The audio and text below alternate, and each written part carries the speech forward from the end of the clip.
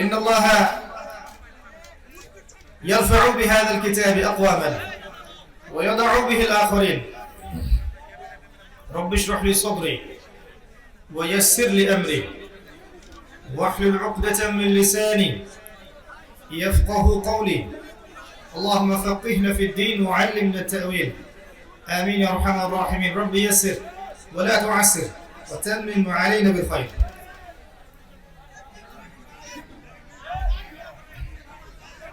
আলহামদুলিল্লাহ, যাবতীয় প্রশংসা এবং গুণগান একমাত্র মহিয়ান ও গরিয়ান আল্লাহ সুবহানাহু ওয়া তাআলার জন্য।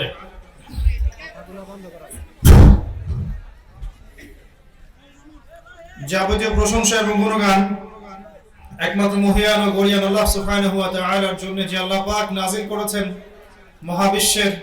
মহাবিশ্বয় মহাগ্রন্থ আল কোরআনুল কারীম। যে আল্লাহ পাক আমাদেরকে মুসলিম পরিবারে জন্মগ্রহণ করার তৌফিক দান করেছেন, আমাদেরকে মুহাম্মদ সাল্লাল্লাহু আলাইহি ওয়াসাল্লামের উম্মাহ হওয়ার সৌভাগ্য দান করেছেন, আজকে আমাদেরকে সুস্থ শরীরে এই মাহফিলে আসার তৌফিক দান করেছেন। সকলেই বলি আলহামদুলিল্লাহ। অগণিত অসংখ্য দরুদ এবং সালাত বর্ষিত হোক মহান আল্লাহ প্রেরিত সর্বশেষ নবী এবং চূড়ান্ত নবী, মানবতার মুক্তির দূত মুহাম্মদুর রাসূলুল্লাহ সাল্লাল্লাহু আলাইহি ওয়াসাল্লামের প্রতি আমরা সবাই দরুদ শরীফ পড়ি। আল্লাহুম্মা সাল্লি আলা মুহাম্মদ ওয়া আলা আলি মুহাম্মদ কামা সাল্লাইতা আলা ইব্রাহিম ওয়া আলা আলি ইব্রাহিম ইন্নাকা হামিদুম মাজিদ। আল্লাহুম্মা বারিক আলা মুহাম্মদ ওয়া আলা আলি মুহাম্মদ কামা বারাকতা আলা ইব্রাহিম ওয়া আলা আলি ইব্রাহিম ইন্নাকা হামিদুম মাজিদ। সম্মানিত উপস্থিতি, কেমন আছেন আপনারা? আলহামদুলিল্লাহ। আল্লাহ রাব্বুল আলামিন পবিত্র কুরআনুল কারীমের মধ্যে একটা বিশেষ সূরা নাযিল করেছেন, যার নাম সূরাতুল কাহফ। রাসূলুল্লাহ সাল্লাল্লাহু আলাইহি ওয়াসাল্লাম বলেছেন, কোন ব্যক্তি যদি জুমার দিনে সূরা কাহফ তেলাওয়াত করে, তাহলে এক জুমা থেকে অপর জুমা পর্যন্ত তার জীবনটা আল্লাহ পাক নূর দিয়ে ভরে দিবেন। নূর কি জিনিস? ফিতনাময় পরিবেশের উদাহরণ দিতে গিয়ে বোঝানো হয়েছে যে অন্ধকার রাতে কালো পাথরের উপর কালো পিঁপড়া হেঁটে গেলে বিষয়টা যত সূক্ষ্ম হয়, ফিতনাগুলো তত সূক্ষ্ম হবে। অন্ধকার রাত, ইকোটা কমায় দেন একটু। অন্ধকার রাত, কালো পাথর, তার উপরে কালো পিঁপড়া হেঁটে গেলে কি দেখা খুব সহজ?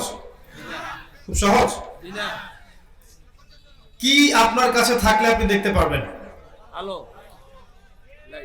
নূর, আলো, লাইট। এটা বোঝার জন্য কি পিএইচডি করতে হয়?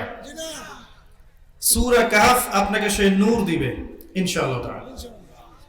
শর্ত হচ্ছে প্রত্যেক জুমার দিনে আপনাকে তেলাওয়াত করতে হবে। অর্থ বোঝা পরে, তেলাওয়াত আগে। গবেষণা পরে, তেলাওয়াত আগে। যারা নিয়মিত তেলাওয়াত করে না, তার অর্থ অনুধাবন এবং গবেষণা কোনোটাই করতে পারবে না। প্রত্যেক হরফে 10 নেকি পাবেন। আলিফ লাম মিম, এটা একটা হরফ নয়, বাল আলিফুন হরফ ওয়া লামুন হরফ ওয়া মিমুন হরফ। আলিফ একটা হরফ, লাম একটা হরফ, মিম আরেকটা হরফ। আলিফ লাম মিম বলে 30 নেকি পাবেন ইনশাআল্লাহ। আগে তেলাওয়াত। নিয়মিত যারা তেলাওয়াত করে না, তারা অর্থ অনুধাবন এবং গবেষণা কোনোটাই করতে পারবে না। যত বেশি তেলাওয়াত করবেন, আপনি আয়াতগুলোর সাথে অত বেশি পরিচিত হয়ে যাবেন। অর্থ বোঝা এবং গবেষণা করা আপনার জন্য সহজ হবে ইনশাআল্লাহ। প্রত্যেক জুমায় সূরা কাহফ। নবী সাল্লাল্লাহু আলাইহি ওয়াসাল্লাম আরো বলেছেন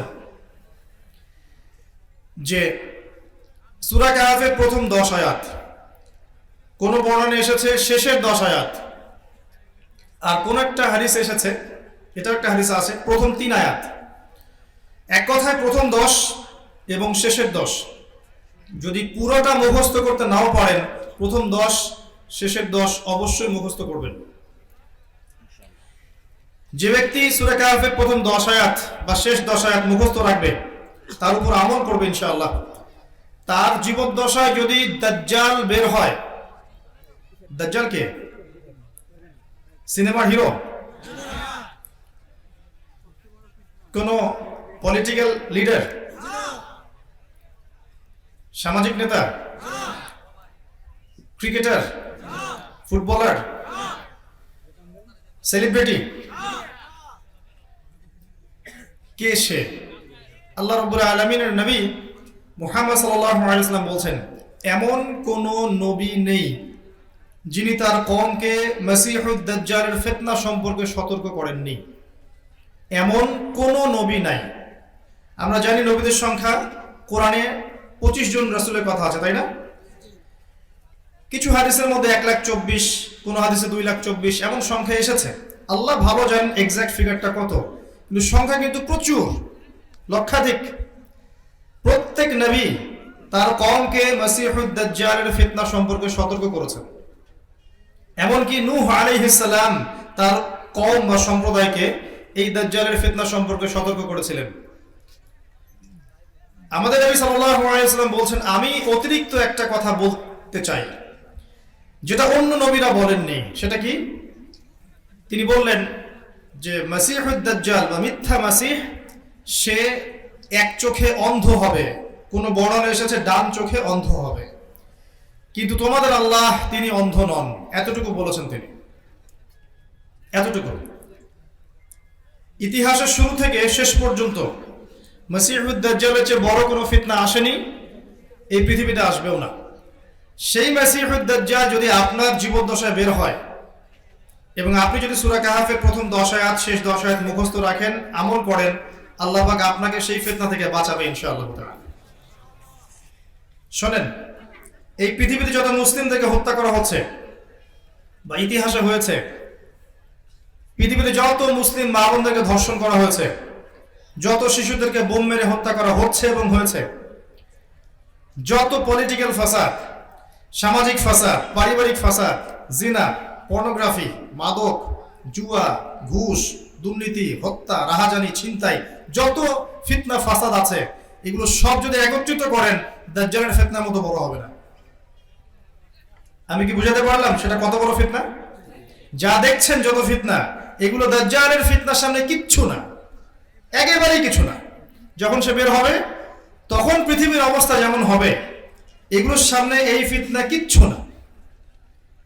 এবং এই ফিতনাগুলো এই বড় ফিতনার সাথে লিঙ্ক আপ হবে, মিলে যাবে। এবার আসেন, রাসূল সাল্লাল্লাহু আলাইহি ওয়াসাল্লাম সূরা কাহফকে সম্বন্ধ করছেন দাজ্জালের সাথে। অন্য কোন সূরার কথা তিনি বললেন না যে বনি ইসরাইল পড়লে দাজ্জালের ফিতনা থেকে বেঁচে থাকবে, সূরা বাকারা পড়লে দাজ্জালের ফিতনা থেকে বেঁচে থাকবে, বা সূরা ইখলাসের কিছুক্ষণ আগে আপনারা ফজিলত শুনেছেন না, সূরা ইখলাস পড়লে মসিহুদ দাজ্জালের মতো ভয়ঙ্কর ফিতনা থেকে বেঁচে থাকা যাবে, এমনটা আসেনি। এসেছে এইটুকু যে সূরা কাহফ যে ব্যক্তি বুঝবে, প্রথম 10 শেষ 10 আয়াত মুখস্থ রাখবে, জুমা টু জুমা তেলাওয়াত করবে, ইনশাআল্লাহ তার জীবদ্দশায় যদি দাজ্জাল বের হয়, আল্লাহ পাক তাকেও এই ফিতনা থেকে বাঁচিয়ে রাখবে ইনশাআল্লাহ আযজা ওয়া জাল্লা। কয়জন পড়েছেন সূরা কাহফ জীবনে একবার অর্থ সহ? হাত তোলেন। মাশাআল্লাহ। বলা উচিত ইন্না লিল্লাহ ওয়া ইন্না ইলাইহি রাজিউন।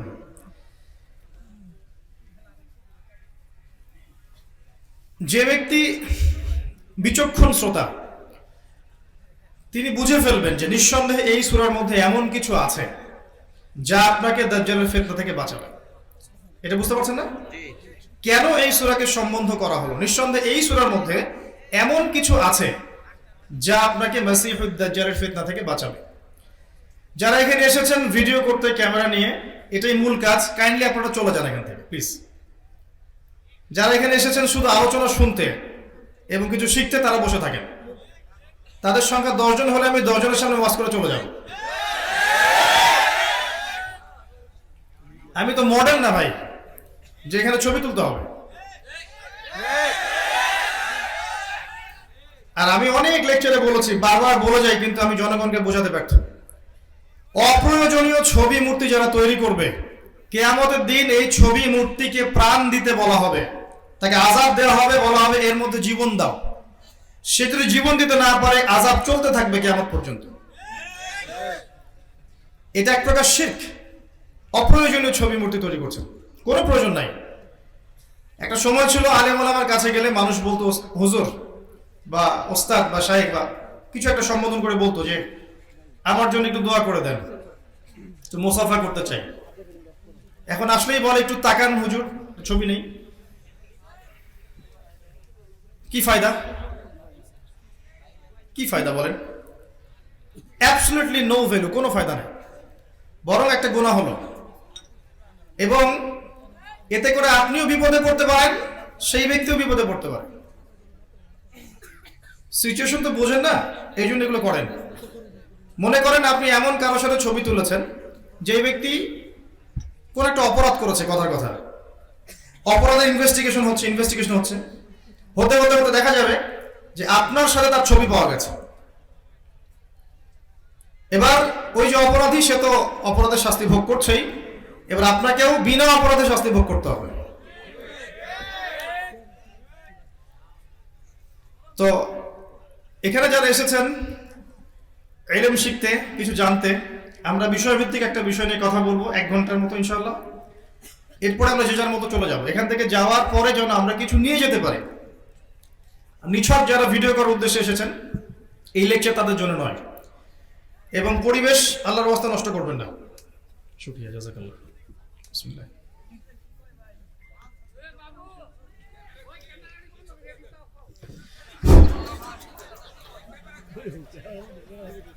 আচ্ছা, একটু বসেন। আমরা কোন জায়গায় ছিলাম ভাই? জি, এই যে আমি কনসেন্ট্রেশন নষ্ট হয়ে গেলে কিন্তু আমি লেকচার টপিকটা হারিয়ে ফেলব। নবী সাল্লাল্লাহু আলাইহি ওয়াসাল্লাম কি বলছেন? সূরা কাহফ আপনাকে মসিহুদ দাজ্জালের ফিতনা থেকে বাঁচাবে। আপনি বুঝে ফেলেছেন অলরেডি যে এই সূরার মধ্যে এমন কিছু আছে যা আপনাকে দাজ্জালের ফিতনা থেকে বাঁচাবে ইনশাআল্লাহ তাআলা। ঠিক আছে, এবার আসেন যে সেই বিষয়টা কি এবং কিভাবে আপনি এই ফিতনাগুলোকে ফাইন্ড আউট করতে পারবেন এবং সেখান থেকে বাঁচতে পারবেন। যেহেতু আপনি অলরেডি জেনেছেন যে এর চেয়ে বড় কোনো ফিতনা আসবে না, এই সময় ঈমান ধরে রাখাটা প্রায় অসম্ভব হয়ে দাঁড়াবে। অনেক কঠিন থেকে কঠিন মুমিন ঈমান হারিয়ে ফেলবে, এমনটা হবে। এটা কত বছর পরে, 100, 200, 300, 500, আল্লাহ ভালো জানেন। এরকম টাইম ফিক্স করার অধিকারও কারো নাই, এই কাজ আমরা কখনো করতেও যাব না। কিন্তু পরিবেশ পরিস্থিতি বোঝার চেষ্টা করব এবং নিজেদের প্রস্তুতি গ্রহণ করব। কারণ বলা তো যায় না, যদি আল্লাহ পাক সময়টা কাছে নিয়ে আসেন, কে জানে যে 50 বছরের মধ্যে হবে না, কে জানে যে 100 বছরের মধ্যে হবে না। কেউ গ্যারান্টি দিতে পারবে? আবার কেউ গ্যারান্টি এটাও দিতে পারবে না যে 100 এর মধ্যে হবেই, তাই না? আল্লাহু আ'লাম বিসসাওয়াব। আমরা মূল জিনিসে যাই। নবী সাল্লাল্লাহু আলাইহি ওয়াসাল্লাম মক্কায় দাওয়াতি কাজ করছেন। কত বছর দাওয়াত দিয়েছেন মক্কায়? মক্কায় কত বছর? হ্যাঁ, বুঝি নাই। মক্কায় কত বছর? গতকালকে একটা মাহফিলে লক্ষ্মীপুরে অডিয়েন্স অনেক, তো বললাম 10 জন জান্নাতি সার্টিফিকেট প্রাপ্ত সাহাবীর নাম কে বলতে পারবেন? একজন হাত তুলেছে, একজন। জিজ্ঞাসা করলাম 10 জন জান্নাতের সার্টিফিকেট প্রাপ্ত সাহাবীর নাম কে কে বলতে পারবেন? একজন হাত তুলেছিল। বললাম ভাই দাঁড়ান, বলেন দেখি। মাশাআল্লাহ, গড়গড় করে 10টা নাম বলে দিল, একজন। যতক্ষণ পর্যন্ত দিনের বেসিক প্রশ্নগুলোতে সবার অ্যান্সার আসবে না, আল কোরআনের আলো ঘরে ঘরে জ্বলবে না প্রিয় ভাই। এই বিষয়টা বুঝতে হবে আপনাকে। আবেগ দিয়ে, একদিনের মাহফিল দিয়ে বা কোনো আইওয়া শোডাউন করে দিন প্রতিষ্ঠা হয়নি কখনো। এভাবে দিন কায়েম হবে না যতক্ষণ পর্যন্ত প্রত্যেকেই দিনের বেসিক জিনিসগুলো পালন না করছে। আল্লাহ তৌফিক দান করুন, আমিন। 13 বছর মক্কায়, কত বছর? আর মদিনায় প্রায় 10 বছর, মোট 23 বছর। মক্কার 13 বছর যখন নবী সাল্লাল্লাহু আলাইহি ওয়াসাল্লাম দাওয়াতি কাজ করছেন, তখন বিভিন্ন রকম আঘাত এসেছে।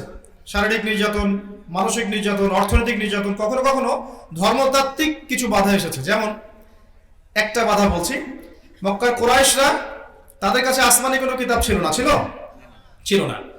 তো ধর্মতাত্ত্বিক ভাবে কিভাবে মুহাম্মদ সাল্লাল্লাহু আলাইহি ওয়াসাল্লামকে মানে প্রতিবন্ধকতা সৃষ্টি করা যায় তার পথের মধ্যে, এই জন্য তারা কিছু অজুহাত খুঁজতে লাগলো। তো তাদের কাছে কোনো ধর্মগ্রন্থ ছিল না, তাই তারা চলে গেল মদিনায়। মদিনার তৎকালীন নাম ছিল ইয়াসরিব। কি নাম ছিল? ইয়াসরিব। আমি লেকচারের শেষে কিন্তু 5টা প্রশ্ন করব, 5 জন যদি উত্তর দিতে পারেন 100 টাকা করে পুরস্কার ইনশাআল্লাহ। আর বেশি দিব না, 5টাই, অত টাকা পয়সা নিয়ে আসি নাই সাথে করে। আচ্ছা, এই নামগুলো মনে রাখবেন। তৎকালীন মদিনার নাম কি ছিল? ইয়াসরিব। সেখানে ইহুদিরা থাকতো। কারা থাকতো? ইহুদিদের গোত্রের নাম ছিল বনু নাজির, বনু কুরাইজা, বনু কাইনুকা।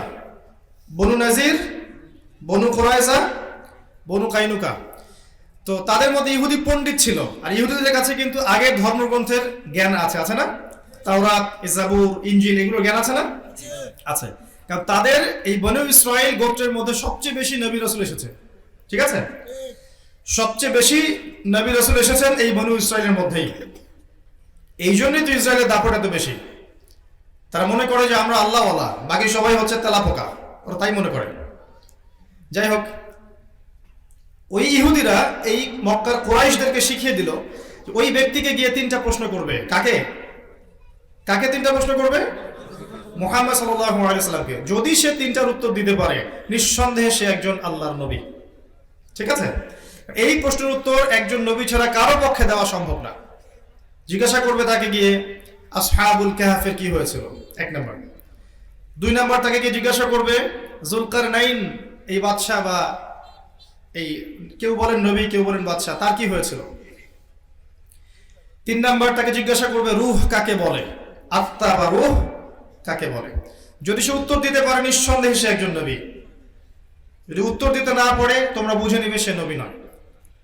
একটা ফলসিফিকেশন টেস্ট, মানে কোষ্টি পাথর। তারা চলে আসলো মদিনায়, মদিনা থেকে মক্কায় এসে নবী সাল্লাল্লাহু আলাইহি ওয়াসাল্লামকে 3টা প্রশ্ন করলো। হে মুহাম্মদ সাল্লাল্লাহু আলাইহি ওয়াসাল্লাম, নবীর নাম আসলেই দরুদ পড়বেন। আমাদেরকে বলো যুলকারনাইনের কি হয়েছিল, আসহাবুল কাহফের কি হয়েছে, এবং রূহ বা আত্মা কাকে বলে। প্রিয় নবী সাল্লাল্লাহু আলাইহি ওয়াসাল্লাম বললেন, আগামীকাল এসো, তোমাদেরকে জানিয়ে দিব। তিনি একটা শব্দ বলতে ভুলে গিয়েছিলেন। কোন শব্দ? ওহী আসা বন্ধ হয়ে গেল কয়েকদিনের জন্য। আল্লাহ পাক যে যত বড় মুমিন, তার ভুল আল্লাহ পাক তত সূক্ষ্মভাবে ধরেন, তাই না? তো এর মধ্যে মক্কার কাফেররা প্রোপাগান্ডা চালানো শুরু করলো। যেহেতু সে উত্তর দিতে পারছে না, অতএব নিঃসন্দেহে সে একজন নবী নয়। তারা প্রোপাগান্ডা চালানো শুরু করলো। মানে বাতিল পন্থীদের একটা স্বভাব হচ্ছে তারা ফাঁক ফোকর খুঁজতে থাকে। যখনই দেখবে একটা ফাঁক ফোকর পেয়েছে, এটাকে নিয়ে প্রোপাগান্ডা চালানো শুরু করলো। একই সুন্নাহ, ওই আইয়ামে জাহিলিয়াতের ওই কাফের ওইটাই করেছিল। তো নবী সাল্লাল্লাহু আলাইহি ওয়াসাল্লাম একটু মনক্ষুণ্ণ হলেন, মনে কষ্ট পেলেন। আল্লাহ পাক নবীর কষ্ট শুনতেন না, বুঝতেন না। আল্লাহ পাক আয়াত নাযিল করলেন, সূরা কাহফের 23 এবং 24 নম্বর আয়াত। আল্লাহ পাক নাযিল করলেন, ওয়ালা তাকুলান্না বা'দা আউযু বিল্লাহি মিনাশ শাইতানির রাজীম ওয়ালা তাকুলান্না লিশাই ইন্নী ফাa'ilun যালিকা গাদান ইল্লা আন ইয়াশাআল্লাহ। হে নবী, আপনি কখনো বলবেন না আমি আগামীকাল কিছু করব ইনশাআল্লাহ বলা ব্যতীত। এটা হলো প্রথম কথা। আপনি কখনো বলবেন না আমি আগামীকাল কিছু করব ইনশাআল্লাহ বলা ছাড়া।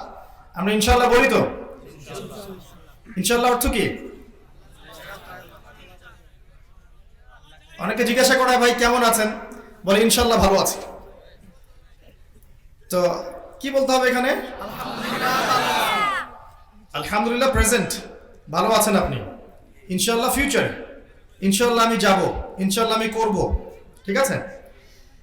তো ইনশাআল্লাহ দিয়ে আপনি ফাইন্ড আউট করতে পারবেন কারা আল্লাহ বিশ্বাসী সভ্যতা আর কারা আল্লাহকে অবিশ্বাসী সভ্যতা। খেয়াল করে দেখবেন, যারা আল্লাহকে অবিশ্বাসী সভ্যতা, এরা কখনো ইনশাআল্লাহ বলবে না। বলবে না। যাই হোক, নবী সাল্লাল্লাহু আলাইহি ওয়াসাল্লামকে এটা আয়াত নাযিল করা হলো এবং 3টার উত্তর জানিয়ে দেওয়া হলো। 3টার উত্তর জানিয়ে দেওয়া হলো।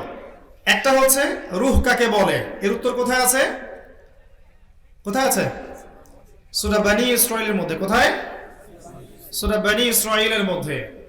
এখানে একটা ইন্ডিকেশন আছে যে সূরা বনী ইসরাঈলে একটা উত্তর, বাকি 2টা সূরা কাহফে কেন? উত্তর হচ্ছে যে সূরা কাহাফকে বুঝতে হলে আপনার সূরা বনী ইসরাইল দরকার আছে। আমার কথা কি বোঝা যায় না? কঠিন মনে হচ্ছে?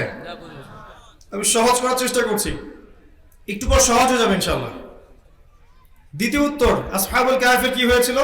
সূরা কাহাফের প্রথম দিকে আছে, দেখবেন প্রথম 20-30টা আয়াতের মধ্যে এই পুরো গল্পটা দেয়া আছে।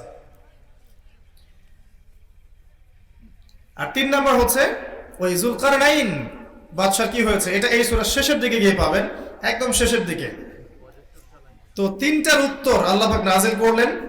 এবার নবী সাল্লাল্লাহু আলাইহি ওয়াসাল্লাম তাদেরকে জবাব দিলেন, এবং তাদের যে প্রোপাগান্ডা ছিল এই ব্যক্তি মিথ্যা নবী নাউজুবিল্লাহ, এটা বন্ধ হয়ে গেল। আচ্ছা, এই সূরার মধ্যে ইন টোটাল 4টা গল্প আছে। কয়টা? 4টা। প্রথম গল্পটা হচ্ছে আসহাবুল কাহাফ বা গুহাবাসীর কি হয়েছিল। দ্বিতীয় গল্পটা হচ্ছে 2 বন্ধুর গল্প, একজন প্রচন্ড ধনী ছিল, একজন দরিদ্র। ধনী বন্ধু আল্লাহ দ্রোহী ছিল, আর দরিদ্র বন্ধু ছিল আল্লাহওয়ালা। আল্লাহ পাক ধনী বন্ধুটাকে ধ্বংস করে দেন, তার সম্পদ সহ তাকে ধ্বংস করেন, আর গরিব বন্ধুটাকে আল্লাহ পাক জান্নাত দান করেন। 3 নম্বর গল্পটা হচ্ছে নবী মূসা আলাইহিস সালাম এবং খিদর আলাইহিস সালামের গল্প। তারা দুইজন একটা সফর করেছিলেন, এই সফরের গল্প। আর 4 নম্বর গল্পটা হচ্ছে যুলকারনাইন আলাইহিস সালাম, তার গল্প। এখন এই সূরার মধ্যে আপনাকে আমি বলেছি আগেই যে মাসিহুদ দাজ্জাল থেকে বাঁচার মূল তত্ত্ব বা থিওরি, ফিলোসফি এখানে দেয়া আছে। এটা আপনাকে খুঁজতে হলে আগে চলে যেতে হবে কোথায় জানেন? আগে যেতে হবে মূসা এবং খিদর আলাইহিস সালামের গল্পে। কেন? আপনি গল্পটা শুরু করলে বুঝবেন। আসেন শুরু করি। নবী সাল্লাল্লাহু আলাইহি ওয়াসাল্লাম, বুখারী হাদিসে এসেছে, এটা অন্য অনেক হাদিসের গ্রন্থে এসেছে যে মূসা আলাইহিস সালাম একদিন খুতবা দিচ্ছেন, এবং খুতবাটা খুব চমৎকার হচ্ছিল। একজন ব্যক্তি দাঁড়িয়ে গেল, দাঁড়িয়ে বলল, হে মূসা আলাইহিস সালাম, তুমি অত্যন্ত চমৎকার খুতবা দিয়েছো, তোমার চেয়ে জ্ঞানী কোনো মানুষ কি পৃথিবীতে আছে? নবী মূসা আলাইহিস সালাম বললেন যে না, আমার চেয়ে জ্ঞানী মানুষ এখন পৃথিবীতে নেই। কারণ তার কাছে আল্লাহর ওহী আসে, তাই না? আল্লাহর ওহী প্রত্যাদেশ আসে, আর যার কাছে আল্লাহর পক্ষ থেকে জ্ঞান আসছে তার চেয়ে জ্ঞানী আর কে হতে পারে? স্বাভাবিক না? কিন্তু আল্লাহ পাক এটাকে ধরলেন, এই কথাটাকে ধরলেন, ধরে বললেন যে তোমার চেয়েও জ্ঞানী আমার আরেকজন বান্দা আছে। তাকে কোথায় পাবে? মাজমাউল বাহরাইন, 2 সাগরের মিলনস্থলে পাবে। তোমার চেয়েও একজন জ্ঞানী মানুষ আছে যাকে তুমি 2 সাগরের মিলনস্থলে পাবে, যেখানে 2টা সমুদ্র এক হয়ে গেছে, সেখানে তুমি পাবে তাকে। এটা ভৌগোলিকভাবে কোন জায়গা এটা ফাইন্ড আউট করার দরকার নাই, মূল বিষয়টা এটা না। তো নবী মূসা আলাইহিস সালাম তার সাথে দেখা করতে চাইলেন। তিনি বললেন, I want to meet him, আমি তার সাথে দেখা করতে চাই, এবং আমি তার সাথে দেখা করে তার কাছ থেকে জ্ঞান শিখতে চাই। খেয়াল করেছেন একজন নবীর জ্ঞান শিক্ষার কি পিপাসা? নবী মূসার কাছে আল্লাহর পক্ষ থেকে ওহী আসে, তারপরেও তিনি জ্ঞান শিখতে যাইতে চাচ্ছেন, এবং তিনি বলছেন যে আমাকে যদি যুগ যুগ সফর করতে হয় তারপরেও সফর করব, তারপরেও আমার ওই ব্যক্তির সন্ধান চাই। আজকে জ্ঞানের সমস্ত এলিমেন্টস আমাদের ঘরে চলে আসছে। কোরআন, হাদিসের অনুবাদ, ফিকহের বই, সিরাতের বই, অ্যাপস, অনলাইন আছে না, ইন্টারনেট, স্মার্টফোন, সব আমাদের হাতের মুঠোয়। তারপরে তো জ্ঞান শিখতে চায় না, জ্ঞান চর্চা করতে চায় না। যুব সমাজ ওয়াজ শুনতে চায়। শিক্ষার মাধ্যম বানিয়েছেন ফেসবুক আর ইউটিউবিং। ফেসবুক, ইউটিউবিং দিনের কনস্ট্রাকটিভ শিক্ষার কোনো মাধ্যম না, বরং এর মধ্য দিয়ে জ্ঞান আপনার বিক্ষিপ্ত হয়ে যাবে। ঢুকবেন ইউটিউবে একটা টপিক জানার জন্য, দেখবেন ওই টপিককে কেন্দ্র করে এক আলেম কি বলেছেন, আরেকজন আলেম কি বলেছেন, আর মাশাআল্লাহ ইউটিউবের থাম্বলাইন তো মাশাআল্লাহ সুবহানাল্লাহ, অমুক আলেমকে যেভাবে ধুয়ে দিলেন অমুক আলেম, আবার অমুককে যেভাবে জবাব দিলেন অমুক আলেম। টাকা কামাই করতে চান? জাস্ট টাকা কামাই করতে চান? টাকা আর্ন করার জন্য এইভাবে ইসলামকে বিকৃত করছেন? ইসলাম কিনে গেম খেলছেন? এগুলো কোনো থাম্বলাইন হলো? আমার একটা ভিডিওতে দেখেছি, একজন আমাকে জবাব দিয়েছে কঠিন ভাবে, তো দেখলাম থাম্বলাইনে সে আলেম একটা ছবি দিয়েছে, আর আমার ছবিও কর্নারে, আমি মাথা নিচু করে আছি, আর সে আলেম হাত এভাবে করে আছে, মানে ভাবটা একবার থাপড়ায় শেষ করে ফেলবে। আল্লাহ ভালো জানেন এত ক্রিয়েটিভিটি মাথায়। এই ক্রিয়েটিভিটি গুলো দিনের কল্যাণে কাজে লাগেন না কি জন্য? নিজে পড়াশোনা করে আলেম হন না কেন?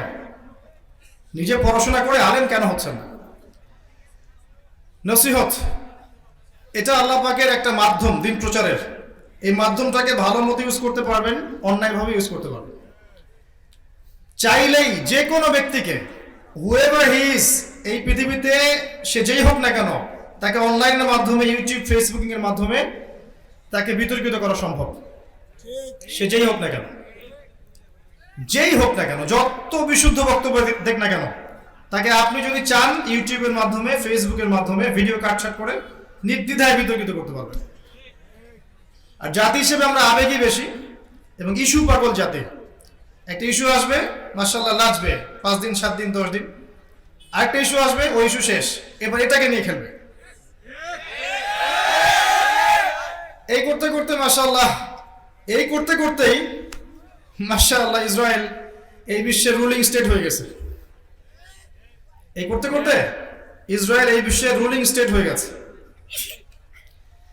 আচ্ছা, নসিহত হচ্ছে প্রচার করেন, কিন্তু বিশুদ্ধ তাকওয়ার সাথে, আমানতদারিতার সাথে। এমন কিছু না যাতে উম্মার ক্ষতি হয়ে যায়, এমন কিছু না যাতে উম্মাহ, আলেম ওলামা, মুসলিম উম্মার এই কমিউনিটি, এদের মধ্যে আপোষে ফাসাদ সৃষ্টি হয়,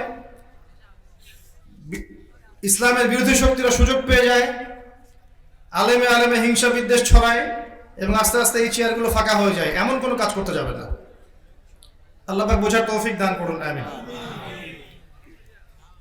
আমি বলছিলাম জ্ঞানের সব এলিমেন্টস আমাদের সামনে, তারপরে জ্ঞান শিখতে চাই না। কিন্তু মুসা আলাইহিস সালাম কি করলেন?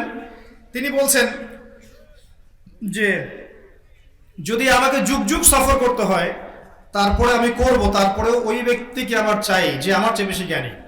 এবার তিনি তার একজন সাথীকে নিলেন, ওই ব্যক্তির নাম হচ্ছে ইউশা বিন নুন। কি নাম? প্রশ্ন কিন্তু করব আমি শেষে, 5টা মুখস্থ করতে থাকেন লেকচার। ইউশা বিন নুন এই ব্যক্তি পরবর্তীতে নবী হয়েছিলেন।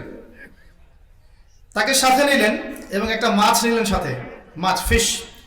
আল্লাহ পাক ইনস্ট্রাকশন দিয়েছিলেন যে এই মাছটা যেখানে গিয়ে জীবিত হয়ে যাবে এবং সাগরে লাফিয়ে পড়বে, ওই জায়গায় তুমি এই ব্যক্তিকে পাবে, খিদির আলাইহিস সালামকে পাবে। আর খিদির মানে হচ্ছে শ্যামল বা সবুজ। একটা বর্ণনা এসেছে তিনি যেখানে বসতেন, খিদির আলাইহিস সালাম আল্লাহর এত বড় ওলি ছিলেন, এত আল্লাহওয়ালা ছিলেন, এমন এত বেশি ইন্টারনালি পিউরিফাইড ছিলেন, নূর ছিল, বসিরা ছিল, তিনি যেখানে বসতেন সেই জায়গাটা সবুজ হয়ে যেত। তো নবী মুসা আলাইহিস সালাম সফর শুরু করলেন। চলতে চলতে চলতে চলতে এক পর্যায়ে তিনি রাস্তা ভুল করলেন। এই জায়গাটা খুব ভালো করে শোনেন। তিনি রাস্তাটা ভুল করলেন, যে জায়গায় যাওয়ার কথা ছিল এখান থেকে ভুল পথে চলে গেলেন। যতটুকু ভুল পথে গেলেন ওই সফরটুকু তার কাছে খুব ক্লান্তিকর মনে হচ্ছিল এবং তিনি খুব টায়ার্ড হয়ে গেলেন। তার সেই সাথীকে বললেন, নাস্তা নিয়ে আসো। সেই সাথী ব্যাগ খুলে দেখলো সেখানে মাছটা নেই। ইউশা বিন নুন তিনি বললেন যে মাছটা তো সমুদ্রে চলে গেছে জীবিত হয়ে, আমি বুঝতে পারিনি, শয়তান আমাকে ভুলিয়ে দিয়েছিল। নবী মুসা আলাইহিস সালাম বলেন, ওইটাই তো সেই জায়গা যেখানে মাছটা চলে গেছে, ওখানেই আমরা সেই ব্যক্তিকে পাবো। তিনি আবার ব্যাক করে ফিরে আসতে লাগলেন। একটা মেসেজ, আপনার জীবনের চলার পথটা যদি ভুল হয়, আপনার জীবনের চলার পথটা যদি ভুল হয়, আপনি খুব সহজে ক্লান্ত হয়ে যাবেন। আপনার চলার পথটা যদি আল্লাহ এবং তার রাসূলের ইত্তেবায়ের মধ্যে না হয়, ভুল পথে হয়, আপনি খুব সহজেই ক্লান্ত হয়ে পড়বেন। ক্লান্ত হয়ে যাচ্ছেন না এখন? হতাশ হচ্ছেন না জীবনে? হচ্ছে। আমাদের যুব সমাজ এখন হতাশ।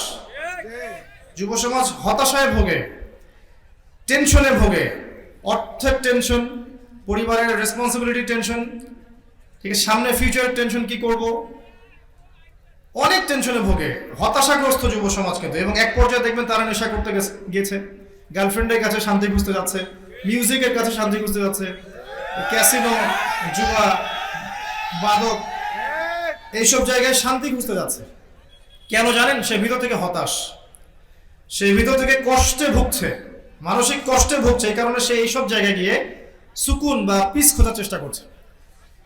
আসলে আদতে এই আল কোরআন, এই বইটার, আল্লাহর এই কিতাবের কাছে না আসলে, আল্লাহ পাকের এই কিতাবের কাছে না আসলে সে আদতে শান্তি পাবে না। অনলি আল কোরআন আপনাকে চিরস্থায়ী প্রশান্তি দিবে ইনশাআল্লাহ। তো যেটা বলছিলাম, তার চলার পথটা ভুল হওয়ার সাথে সাথেই তিনি ক্লান্ত হয়ে পড়ছিলেন। আমাদের জীবনে চলার পথ ভুল হলেই আমরা ক্লান্ত হয়ে পড়ব। এবার ফিরে আসলেন, এসে দেখলেন হ্যাঁ ওই জায়গায় যেখানে দুই সাগর মিলিত হয়েছে এখানে একজন ব্যক্তি পাথরের উপরে বসে আছে। কিসের উপরে?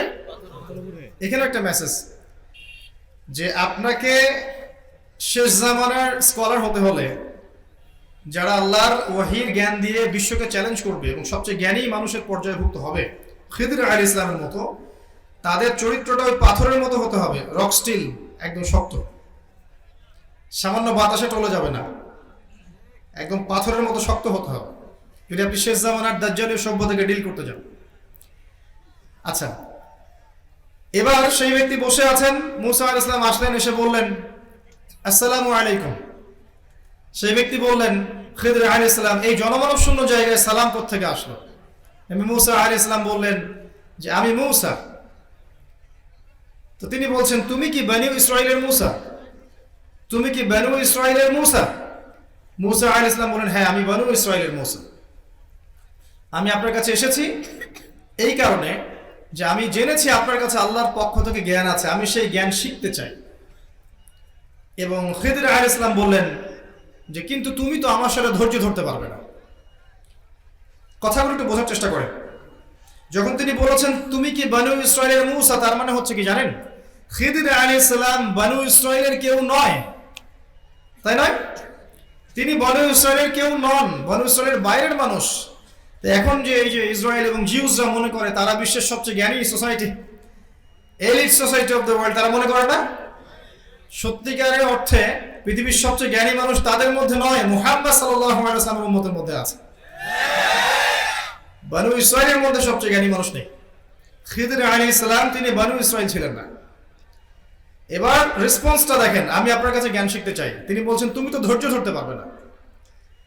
স্টুডেন্ট আসছে, টিচার বলছে, স্টুডেন্ট এসে বলছে আমি জ্ঞান শিখতে চাই ওস্তাদ। ওস্তাদ বলছে তুমি তো সবর করতে পারবে না।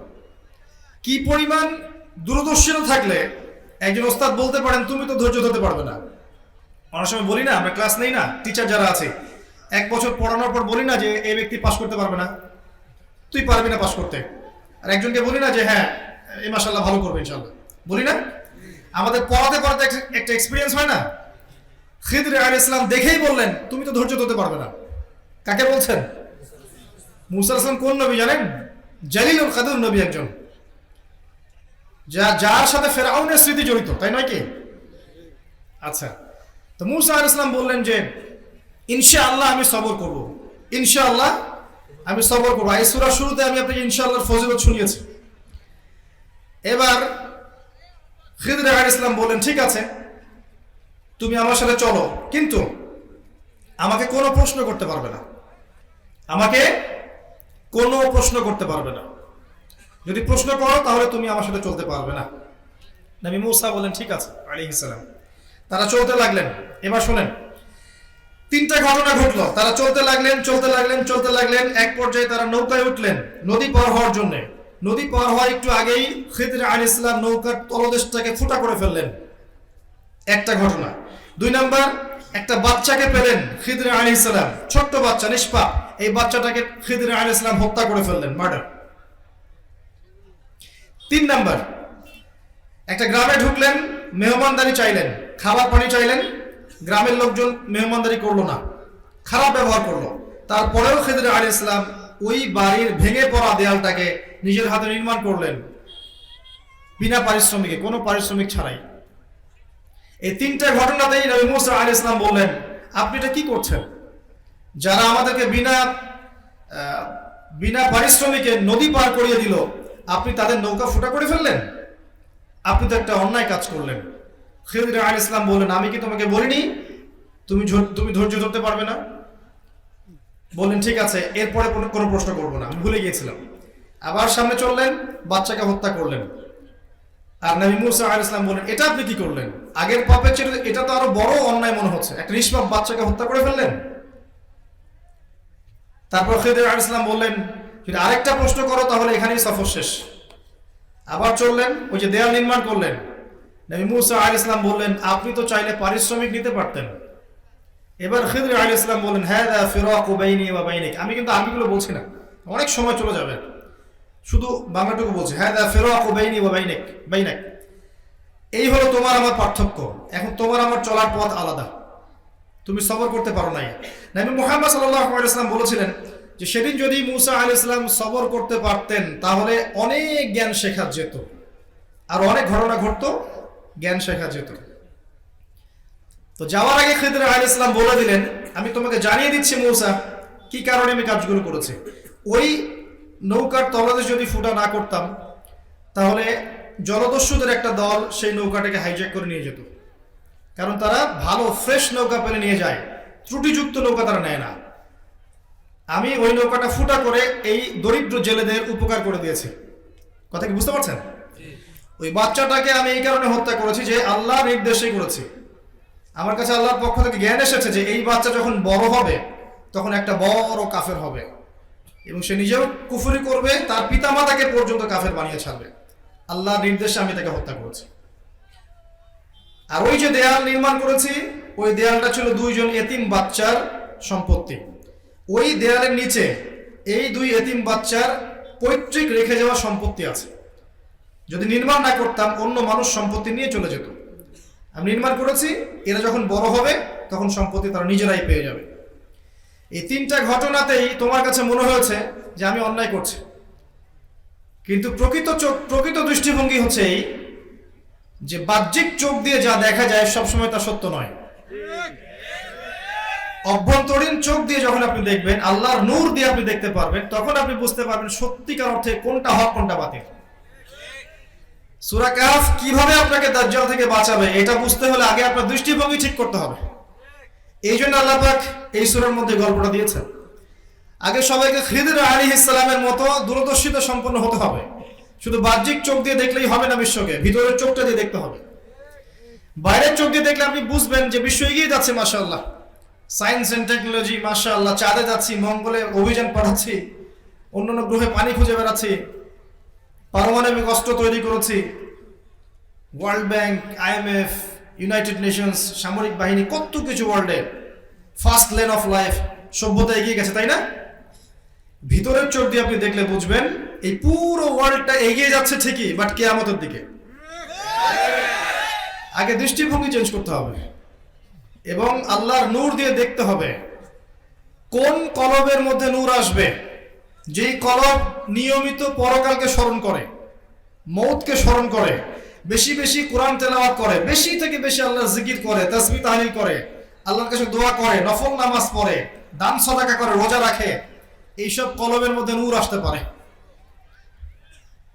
যে কলবের মধ্যে হিংসা নাই, বিদ্বেষ নাই, কারো প্রতি পরশ্রী কাতরতা নাই, রিয়া নাই, অহংকার নাই, এইসব কলবে আল্লাহ নূর আসবে ইনশাআল্লাহ। এগুলো একসাথে না হলে ওই কলবে নূর আসবে না। আল্লাহর নূর না আসলে আপনি আল্লাহর নূর দিয়ে দেখতে পারবেন না। দেখেন, মুসা আলাইহিস সালাম কিন্তু একজন নবী ছিলেন, তারপরেও তিনটা ক্ষেত্রে তিনি তাকে ভেটো দিচ্ছেন, এটা কেন করছেন, এটা কেন করছেন, এটা কেন করছেন। তিনি প্রকৃত অর্থ বুঝতে পারছেন না। আর খিদর আলাইহিস সালাম, তার কাছে আল্লাহ প্রদত্ত জ্ঞান ছিল, তিনি বাহ্যিক চোখ আর ভিতরের চোখ, দুইটা চোখকে কাজে লাগিয়ে দেখছেন যে দূরে কি হতে যাচ্ছে। কথা কি বুঝতে পারছেন? এই অবস্থায় যদি আমরা না আসতে পারি, শেষ জামানার মানুষ যারা আছে, তাহলে আমাদের ধ্বংস কেউ ঠেকাতে পারবে না। বাহ্যিক চোখ দিয়ে দেখবেন মাশাআল্লাহ সব এগিয়ে যাচ্ছে, কিন্তু আল্লাহর নূর দিয়ে দেখলে আপনি বুঝতে পারবেন সব সত্যিকার অর্থেই পজিটিভলি আগাচ্ছে না, বরং ধ্বংসের দিকে আগাচ্ছে। আল্লাহ পাক বোঝার তৌফিক দান করুন, আমিন। এই দৃষ্টিভঙ্গিটাকে কাজে লাগাই আমরা জাস্ট আরেকটা গল্প শিখবো আজকে, এবং এই গল্প আপনাকে বলে দিবে যে কিভাবে আপনি মাসিহুদ দাজ্জালের ফিতনা থেকে বাঁচতে পারবেন। চা তো খাওয়া যাবে না, ভাইরাল হয়ে যাবে। পানি খেলাম ভাই। আচ্ছা, এবার আসেন, একটা গল্প আপনাকে বোঝাবে কিভাবে আপনি মাসিহুদ দাজ্জালের ফিতনা থেকে বাঁচবেন সূরা কাহফকে কেন্দ্র করে। দৃষ্টিভঙ্গি ক্লিয়ার? এখন কিভাবে দেখবো বিশ্বকে? বাহ্যিক চোখ দিয়ে? শুধু বাহ্যিক চোখ দিয়ে নয়, বরং ভেতরের চোখ দিয়ে। ভেতরের চোখ কখন খুলবে? যখন সেখানে আল্লাহর নূর আসবে। নূর কখন আসবে? ফরজ ওয়াজিব এগুলো যখন করবেন, পাশাপাশি নফল করবেন বেশি বেশি, আল্লাহ আপনাকে ভালোবেসে ফেলবেন ইনশাআল্লাহ। মওতকে স্মরণ করবেন, পরকালকে স্মরণ করবেন, বেশি বেশি কোরআন তেলাওয়াত করবেন, জিকির আজকার করবেন, দোয়া করবেন, কলবে নূর আসবে। মনের মধ্যে হিংসা বাদ দেন, গীবত, তহমত, রিয়া, অহংকার, পরশ্রী কাতরতার সংস্কৃতি ত্যাগ করেন। মনের মধ্যে আল্লাহর পক্ষ থেকে ইনশাআল্লাহ তাআলা নূর আসবেই ইনশাআল্লাহ। আল্লাহ পাক আমাদের সবাইকে নূর দান করুন, আমিন। দোয়া করেন, রব্বানা আতমিম লানা নূরানা ওয়াগফির লানা ইন্নাকা আলা কুল্লি শাইইন কাদির। একটা সভ্যতা ছিল, ওই সভ্যতার বাদশার নাম ছিল দাকিয়ানুস। কি নাম? দাকিয়ানুস। এই বাদশার যে রাজ্যটা ছিল, এখানে সমস্ত রকম আল্লাহদ্রোহী কাজ হতো, শিরিক হতো, হারাম হতো, কুফরি হতো, আপনার অশ্লীলতা থাকতো, জেনা, ব্যভিচার, মদ সব দিয়ে ভর্তি ছিল একটা সমাজ। এই সমাজের বাদশার নাম কি ছিল? দাকিয়ানুস। এটা কত বছর আগে আল্লাহ ভালো জানেন, তবে আমাদের উম্মার থেকে অনেক আগে, এটা শিওর, নিশ্চিত।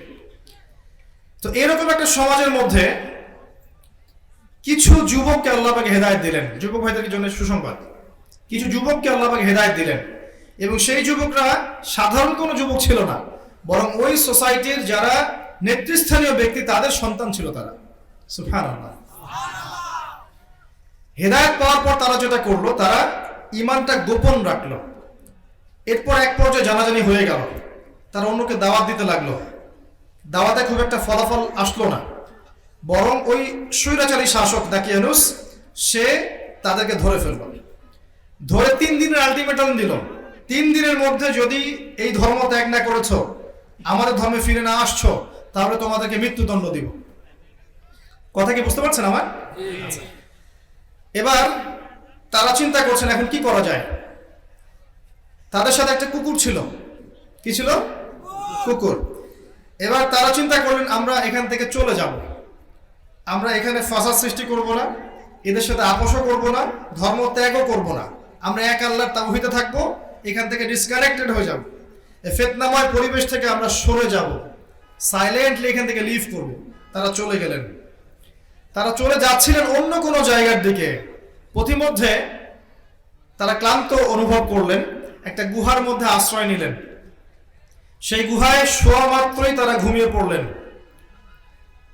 এবার ঘুম থেকে উঠলেন, ওঠার পর একজন বলছেন যে কতদিন ঘুমিয়েছি আমরা?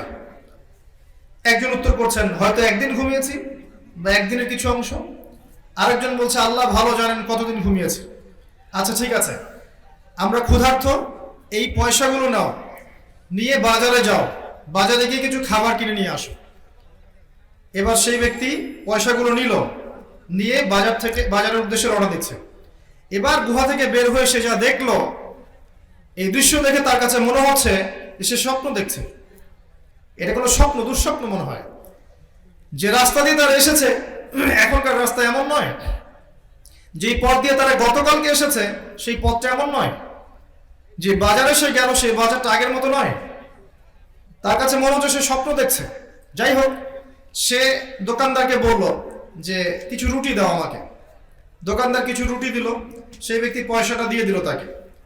পয়সাটা হাতে নিয়ে সেই ব্যক্তি বলছে এই পয়সা, এই গুপ্তধন কোথায় পেয়েছো? দাঁড়াও, এখানে দাঁড়াও, কোথায় এই গুপ্তধন পেয়েছো? এই ব্যক্তির অবস্থা কিন্তু খারাপ। চিন্তা করেন আপনার অবস্থা কি হতে পারতো তখন। এই ব্যক্তি বলছে কোথায় পাবো এই পয়সা? তা আমার পয়সা, এটা আমার উপার্জন করা পয়সা, কোনো গুপ্তধন পাইনি আমি।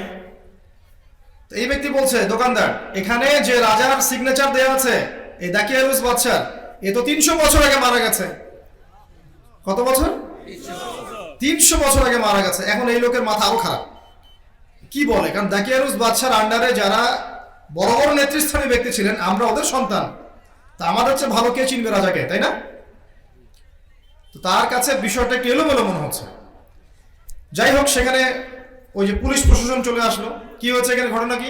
এই ঘটনা, এই দেখেন, এই দেখেন দাকিয়ানুস বাদশার আমার পয়সা এই ব্যক্তি আমাকে দিচ্ছে, এই গুপ্তধন পেয়েছে কোনো, একে ধরেন। তো ওকে ধরে নিয়ে রাজার কাছে নিয়ে যাওয়া হলো। এবার রাজার যে ওই যে সিংহাসন এবং রাজপ্রাসাদ, এখানে ঢোকার পর তার চোখ ছানা বানা। এ তো সেই বাদশা না যেই বাদশার তত্ত্বাবধানে আমরা ছিলাম এবং গতকাল রাতে আমরা যেখান থেকে বের হয়েছিলাম, এ অন্য এক বাচ্চা। তো তার কাছে বিষয়টা এখন বুঝতে শুরু করলো সে, যে মনে হয় অনেক সময় পার হয়ে গেছে, হয়তোবা আমরা অনেক সময় ঘুমিয়েছিলাম। এই যে বাচ্চা, এই বাচ্চাটা দাকিয়ানুস বাচ্চার মতো স্বৈরাচারী নয়। শোনেন, ভালো করে শোনেন, এই জেনারেশন ওই দাকিয়ানুস বাচ্চার মতো স্বৈরাচারী নয়। তারা কুফরি, শিরিক, হারাম, জেনা, অশ্লীলতা এগুলোর সাথে সম্পৃক্ত নয়। শুধু একটা বিষয় তারা বিশ্বাস করে না এই জেনারেশন, সেটা হচ্ছে তারা বিশ্বাস করে না যে আল্লাহ পাক মৃত্যুর পরে আবার মানুষকে জীবিত করতে পারবেন। এটা এরা বিশ্বাস করে না। কথা বুঝতে পারছেন? এবার এই বাচ্চা বলছে, তোমরা কি সেই 7 জন বা 9 জন যুবক যারা আজকে থেকে 300 বছর আগে এখান থেকে চলে গিয়েছিলে? তোমার বাকি সাথীরা কোথায়? এই যুবক বলছেন, বাকি সাথীরা গুহায় আছে। বাকি সাথীরা গুহায় আছে। এবার বাচ্চা তার ডেলিগেশন টিম নিয়ে সেখানে গেল, গিয়ে দেখলো হ্যাঁ সেখানে এখনো বাকি সাথীরা আছে। আপনাকে বুঝাতে পারলাম কি যে এই যুব সমাজ কত বছর ঘুমিয়েছিলেন?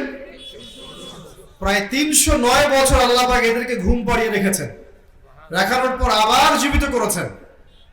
করে তারা যে সভ্যতা থেকে বের হয়েছিল, যে সভ্যতা ছিল জালেম, ফাসেক, অশ্লীলতায়, হারামে লিপ্ত, এরপর অন্য একটা সভ্যতার সময় তাদেরকে জীবিত করেছেন, ঘুম থেকে উঠিয়েছেন, যারা পরকালে বিশ্বাস করতো না।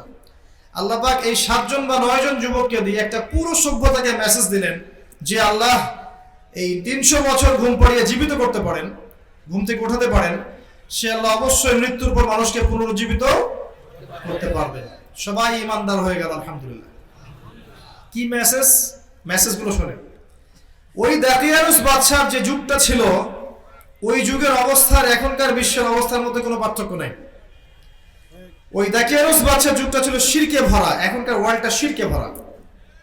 ধর্ম, অর্থনীতি, রাজনীতি, জিওপলিটিক্স, সামাজিক বিষয়, প্রতিটা বিষয়ের মধ্যে শিরকের আগ্রাসন দিয়ে ভরা আছে। আপনাকে ওই 2 চোখ দিয়ে দেখতে হবে। কয় চোখ দিয়ে? ওই যুগটা যেমন অশ্লীলতায় পূর্ণ ছিল, এখনকার যুগের দিকে তাকিয়ে দেখবেন অশ্লীলতায় পরিপূর্ণ যুগ একটা। Feminist revolution, next dress up, ছেলে মেয়ের পোশাক পরা, মেয়ে ছেলের পোশাক পরা, পর্নোগ্রাফি, জিনা, ব্যভিচার, পরকিয়া, এগুলোতে ভর্তি হয়ে গেছে এখনকার বিশ্বটা। ঠিক দাকিয়ানুস বাদশার যুগের মতো। দাকিয়ানুস বাদশার যুগের মতোই হালাল হারামের পরোয়া মানুষ করছে না। সুদ খাচ্ছে, ঘুষ খাচ্ছে, দুর্নীতি করছে, অন্যের সম্পদ আত্মসাৎ করছে, রিজিকের ক্ষেত্রে হালাল হারামের কোনো পরোয়া করছে না।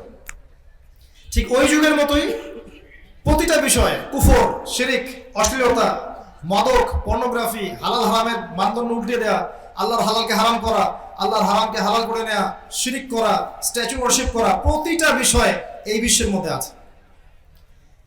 এবং যে বিশ্বে মাসিহুদ দাজ্জাল বের হবে, যখন সে বের হবে, তখনকার বিশ্বে এগুলো আরো সর্বোচ্চ মাত্রায় থাকবে।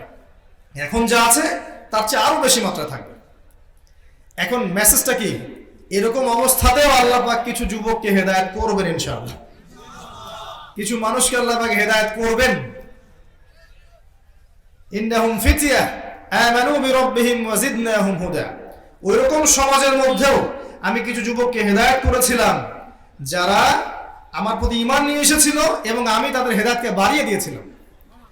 আল্লাহ পাক যুব সমাজকে হেদায়েত করবেন ইনশাআল্লাহ আগামীতে, এবং এখনো করবেন ইনশাআল্লাহ, এবং আল্লাহ পাক তাদের হেদায়েতকে বাড়িয়ে দিবেন ইনশাআল্লাহ। এরপর কাজ কি? ওই যুব সমাজ কি করেছিল? ঈমানটা প্রথমে গোপন রেখেছে। আপনাকে প্রথমে সাইলেন্টলি দিনের কাজ করতে হবে, তারপর প্রকাশ্যে দাওয়াত দিয়েছে, আপনাকেও দাওয়াতে কাজ করতে হবে। এরপর দেখবেন বাধা এসেছে, তাদেরকে আলটিমেটাম দেওয়া হয়েছে, তারা ফিতনাময় পরিবেশ থেকে নিজেরা সরে গিয়েছেন, ডিটাচড হয়ে গিয়েছেন। ওই ফিতনাময় পরিবেশে কিন্তু তারা কোনো জঙ্গিবাদী সন্ত্রাসী কর্মকাণ্ড করেছেন, সাইলেন্টলি সরে গেছেন ওখান থেকে, যে এই ফিতনার সাথে আমি নাই। এবার রাসূলের হাদিসে আসেন, নবী সাল্লাল্লাহু আলাইহি ওয়াসাল্লাম বলেছেন, শেষ জামানে এমন একটা সময় আসবে যখন মানুষের ঈমান ধরে রাখা হাতের মধ্যে আগুন ধরে রাখার মতো হবে। মানুষ সকালে মুমিন থাকবে, বিকেলে কাফের হয়ে যাবে, বিকেলে কাফের থাকবে, সকালে মুমিন হবে। মানুষ এমন হবে, ইয়াবিউর রাজুলু দীনাহু লিগারদি দুনিয়া, মানুষ দুনিয়ার স্বার্থে দিনকে বিক্রি করে দিবে। নবীজি বলেছেন এমন একটা যুগ আসবে যখন ফিতনা এমন ভাবে ছড়িয়ে পড়বে যে মুমিনের কাছে ঈমান বাঁচানোর জন্য শ্রেষ্ঠ সম্পদ হবে কিছু বকরির পাল, গবাদি পশু। এগুলোকে নিয়ে সে পাহাড়ি এলাকায় চলে যাবে, সেখানে গিয়ে থাকা শুরু করবে, সমাজ থেকে ডিটাচড, ফিতনা এমন ভাবে ছড়িয়ে পড়বে। নবীজি আরো বলেছেন আমর ইবনে আস রাদিয়াল্লাহু আনহুকে, ফিতনাময় পরিবেশে তুমি কি করবা? ঘরে থাকবা বেশি বেশি, মানুষের সাথে বেশি মেশার দরকার নাই, নিজের পাপের জন্য কান্নাকাটি করতে থাকবা, আর মানুষের সাথে কম কথা বলবা, কম বের হওয়া বাসা থেকে। মানে পুরো বিষয়গুলো বোঝাচ্ছে আপনাকে যে ফিতনাময় পরিবেশে এখানে ডুবে থেকে আপনি সংস্কার করাটা ডিফিকাল্ট হবে। আপনাকে ফিতনা থেকে ডিটাচড, একদম ডিসকানেক্টেড হতে হবে। হওয়ার পরে আপনাকে এই সংস্কারের কাজ করতে হবে। আসহাবুল কাহফ এই কাজ করেছেন। দাজ্জালের সভ্যতায় মুমিনরা যারা ঈমান বাঁচিয়ে রাখতে চাইবে তাদেরকে ফিতনা থেকে ডিসকানেক্টেড হতে হবে। পরিবারকে সময় দেন, বাসায় থাকেন, বিনা প্রয়োজনে বাইরে বের হবেন না, বেশি বেশি তওবা ইস্তেগফার করেন, আমল নামা গুছিয়ে নেন, মানুষের সাথে বেশি মেশার দরকার নাই, বেশি ফিতনাময় পরিবেশে এসে সংস্কার করতে যাওয়ার দরকার নাই। আপনি নিজেকে নিয়ে ব্যস্ত থাকেন, পরিবারকে নিয়ে ব্যস্ত থাকেন, নিজের ঈমান আমলটা হেফাজত করার চেষ্টা করেন। কারণ এমন একটা পরিবেশ আসবে যে ফিতনাগুলো এত ভয়াবহ হবে যে আপনার কাছে এরকম ডিসকানেকশন ছাড়া কোনো পথই খোলা থাকবে না। এখন হয়তো তেমনটা নয়, কিন্তু আসবে আস্তে আস্তে সামনে। এখনো দাওয়াতি কাজ করছেন, প্রেক্ষাপট সবসময় এমন থাকবে না। ভৌগোলিক পরিবর্তন, মহামারী, ঘূর্ণিঝড়, জলোচ্ছ্বাস, ভূমিকম্প, আল্লাহর আসমানি গজব, জমিনি বালা দিন দিন বাড়তে থাকবে। মহামারীর সিজনগুলো শেষ হোক, তারপর দেখবেন ওয়াবা'দাহু সানাওয়াতুজ জালাজিল, এরপরে আসবে জালজালার বছরগুলো, ভূমিকম্পের বছরগুলো। সামনে ভূমিকম্পের সিজন আসবে। আল্লাহু আ'লাম বিসওয়াব, কত সালে কখন আল্লাহু আ'লাম, বাট এটা একটা সময় আসবে। সানাওয়াতুজ জালাজিল এত সহজ হবে না আগামী দিনগুলো উম্মার জন্য। এমন ভাবে হাদিসের শব্দ এসেছে যে একজন মুমিন চিন্তা করবে যে আগামী দিনটার চাইতে চলে যাওয়া দিনটাই মনে হয় ভালো ছিল। মানুষ মনে করবে যে গতকালটাই মনে হয় আগামীকালকের চেয়ে ভালো ছিল। যাই হোক, মেসেজ, ফিতনাময় পরিবেশে আসহাবুল কাহফ যেই কাজটা করেছেন, এই কাজটা যদি আপনি করতে পারেন, নিজেকে নিয়ে ব্যস্ত থাকেন, নিজের আমল গোছান, আকীদা ঠিক করেন, নিজের পরিবারকে সময় দেন, আপনার সন্তানদেরকে মানুষ করেন, জ্ঞান অর্জন করেন, এই অনুযায়ী আমল করেন, হালাল রিজিক খান, আদর্শ পরিবারটা গড়েন, আপনি কম মানুষের সাথে মেশেন, বাসায় বেশি থাকেন, বিনা প্রয়োজনে বের হবেন না, ফিতনায় জর্জরিত হবেন না, ফিতনাকে গায়ে লাগিয়ে নিয়েন না, এবং নিজের পাপের জন্য আল্লাহর কাছে তওবা ইস্তেগফার করতে থাকেন। এটা আপনাকে ফিতনা থেকে অনেকটা বাঁচাবে ইনশাআল্লাহ। এছাড়া খুব বেশি অপশন নেই আপনার হাতে। এবার আসেন, আল্লাহ পাক এই যুবকদেরকে হেদায়েত দিলেন। মেসেজ, এরকম পরিবেশে আল্লাহ পাক কিছু যুবককে হেদায়েত করবেন ইনশাআল্লাহ তাআলা, এবং তাদের হৃদয়গুলোকে আল্লাহ পাক জুড়ে দিবেন। ওয়ারাবাতনা আলা কুলুবিহিম, আল্লাহ পাক তাদের হৃদয়গুলোকে জুড়ে দিয়েছিলেন। ঈমানদার যুবকদের মনের মিল আল্লাহ পাক দিয়ে দিবেন ইনশাআল্লাহ। এটা আল্লাহ করে দিবেন ইনশাআল্লাহ। আরো কি হবে দেখেন, তারা বলছিল যে আমাদের কওম আল্লাহ দ্রোহী হয়ে উঠেছে, তাই এখান থেকে আমাদেরকে গুহায় আশ্রয় নেওয়া দরকার। এখানে আপনাকে এমন ভাবে একটা নিজের শেল তৈরি করতে হবে, ইমানের একটা শেল, যাতে করে আপনার ইমানের সামনে জাহেলিয়াত পরাজিত হয়ে যায়। এবার তারা যখন ঘুমিয়েছিলেন, আল্লাহ পাক কি করেছেন জানেন? ওয়াতারাশ শামসা ইযা তালাআত, আয়াতটা কি জানি?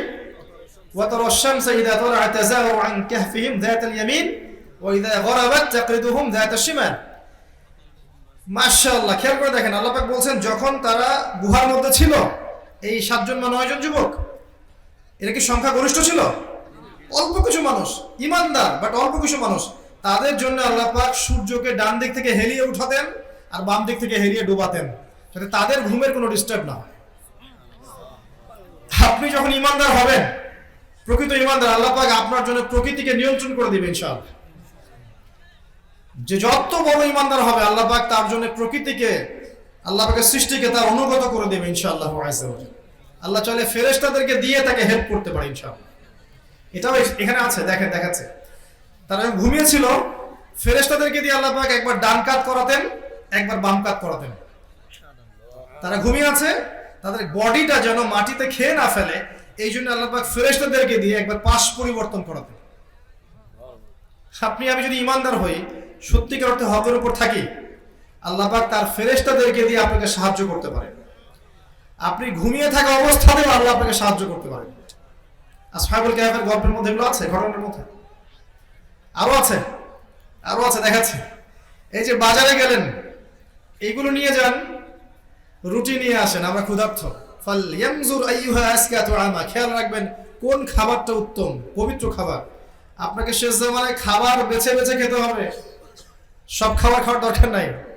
ফ্রেশ এবং পবিত্র খাবারগুলো খুঁজে খুঁজে খান, না হলে আপনার ফিজিক্যাল স্ট্রাকচারটা নষ্ট হয়ে যাবে।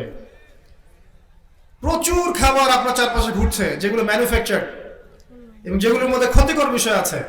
দিব্যি খেয়ে যাচ্ছেন ভেজাল খাবার, এতে আপনার ফিজিক্যাল যে কন্ডিশন, স্ট্যাবিলিটি, ইমিউনি সিস্টেম, এটা দিন দিন কলাপস করছে।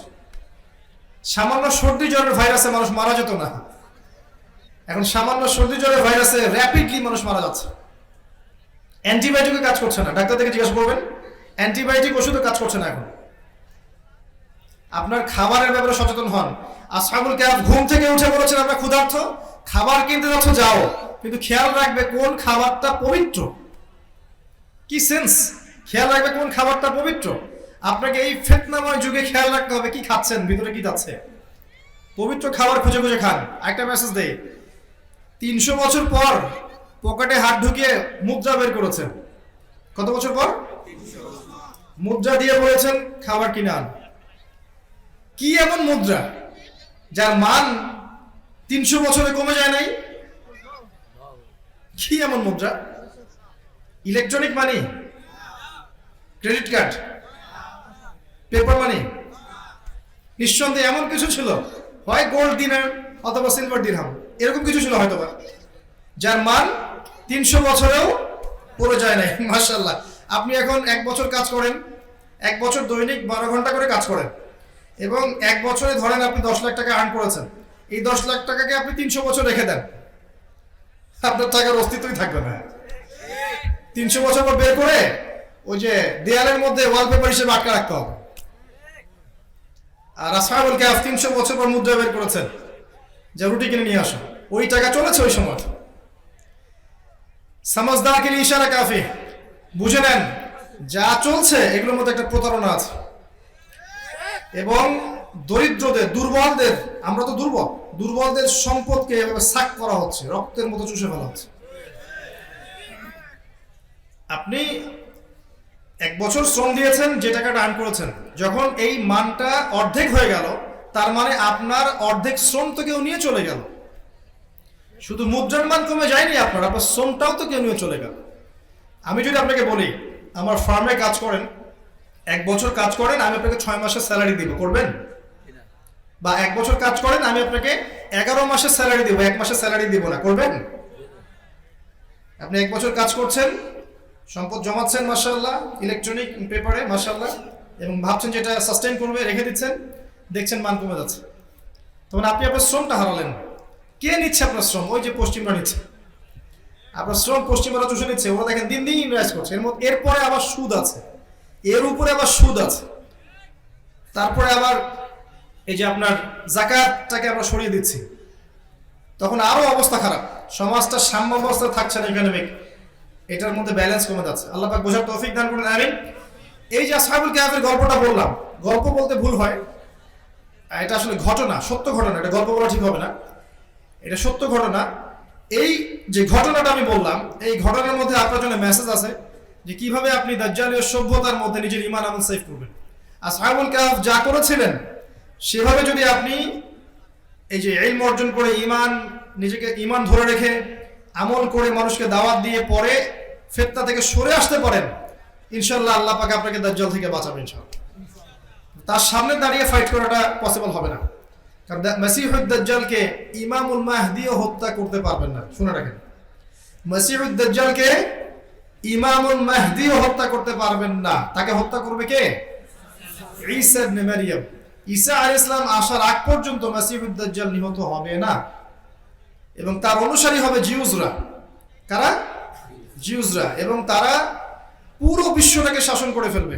বিশ্বের প্রতিটা সেকশন, খাদ্য থেকে শুরু করে অর্থনীতি, পলিটিক্স, সামরিক বিষয়, প্রযুক্তি, আপনার মিডিয়া, সব তারা নিয়ন্ত্রণ করবে। নিয়ন্ত্রণ না করলে কেউ রুলিং স্টেট হতে পারে না, এবং সে ওয়ার্ল্ডকে রুল করে শাসন করবে। তারপরে দেখবেন যে ইমামুল মাহদি ঈসা ইবনে মারইয়ামের যুগটা আসছে, তার আগে আসবে না। এবং অলরেডি বিশ্বের জিওপলিটিক্স যারা বোঝেন তারা বুঝবেন, অলরেডি তারা ওখান থেকে পুরো বিশ্বের বিষয়গুলো নিয়ন্ত্রণ করে ফেলেছে অলরেডি। এই বিগত 100 এবং 70 বছর ধরে আমরা যখন জিলাপি খাচ্ছিলাম তখন তারা অত দূর এগিয়ে গেছে। আল্লাহ পাক আমাদেরকে বোঝার তৌফিক দান করুন। এখন আপনার করণীয় কি? আপনি বিশ্বকে উল্টাই দিতে পারবেন না এখন, এটা প্রথম কথা, এটা স্বীকার করতে হবে। এখন সেই অবস্থা নেই যে আপনি চ্যালেঞ্জিং কিছু করতে পারবেন না, বরং নিজের ঈমান এবং ধরে রাখাই ডিফিকাল্ট এখন। তো প্রথম কাজ আমার নসিহত হচ্ছে পড়াশোনা করেন, প্রচুর জ্ঞান অর্জন করেন, এমন জ্ঞান যেটা আপনার কয় চোখ খুলবে? 2 চোখ। কার মতো? খিদির আলাইহিস সালামের মতো। কার মতো? খিজির আলাইহিস সালামের মতো। এবং আপনি দূরদর্শিতা লাভ করবেন, আপনি দূর পর্যন্ত দেখতে পারবেন ইনশাআল্লাহ, আল্লাহর নূর দিয়ে ইনশাআল্লাহ। এরপরে আপনি কি করবেন? মনের মধ্যে তাসকিয়া নিয়ে আসেন, পরকালীন চেতনা জাগান। এই যে হিংসা, বিদ্বেষ, রিয়া, অহংকারের সংস্কৃতি বাদ দিয়ে দেন, মনটা ফ্রেশ রাখেন। আল্লাহ পাক আপনাকে নূর দিবে ইনশাআল্লাহ, শান্তি দিবে ইনশাআল্লাহ, প্রশান্তি দিবে। এরপর কি করবেন? যতটুকু জ্ঞান অর্জন করেছেন আমল বাড়িয়ে দেন। ফরজ করছেন মাশাআল্লাহ, ফরজের পর নফলগুলো বাড়িয়ে দেন। যখন ফরজের পর নফল বাড়াবেন আল্লাহ আপনাকে ভালোবেসে ফেলবে ইনশাআল্লাহ। আল্লাহ পাক যখন কাউকে ভালোবাসেন আল্লাহ পাক ফেরেশতাকে ডেকে বলেন, জিবরাইল আলাইহিস সালামকে ডেকে বলেন যে আমি তাকে ভালোবাসি, তুমিও তাকে ভালোবাসো। এরপর তিনি সমস্ত ফেরেশতাদেরকে ডাকেন, ডেকে বলেন যে আল্লাহ তাকে ভালোবাসেন, আমি তাকে ভালোবাসি, তোমরা সবাই তাকে ভালোবাসো। এরপর ফেরেশতারা পৃথিবীবাসীকে বলেন যে আল্লাহ ওই বান্দাকে ভালোবাসেন, জিবরাইল আলাইহিস সালাম ভালোবাসেন, আমরাও ভালোবাসি, অতএব হে জমিনবাসী তোমরাও তাকে ভালোবাসো। এরপর ওই ব্যক্তির প্রতি জমিনবাসীদের মনের মধ্যে আল্লাহ পাক ভালোবাসা নাজিল করে দেন। কথা বুঝতে পারছেন? আত্মশুদ্ধি অর্জন করে, তাসকিয়া। এরপরে দৈনিক সুন্নাহর উপর আমল করেন, ডেইলি সুন্নাহ। 24 ঘন্টার কোনো সুন্নাহকে বাদ দিয়েন না। ঘুম থেকে ওঠা থেকে শুরু করে ঘুমানো পর্যন্ত প্রতিটা কাজ নবী সাল্লাল্লাহু আলাইহি ওয়াসাল্লামের সুন্নাহ মতো করার চেষ্টা করেন।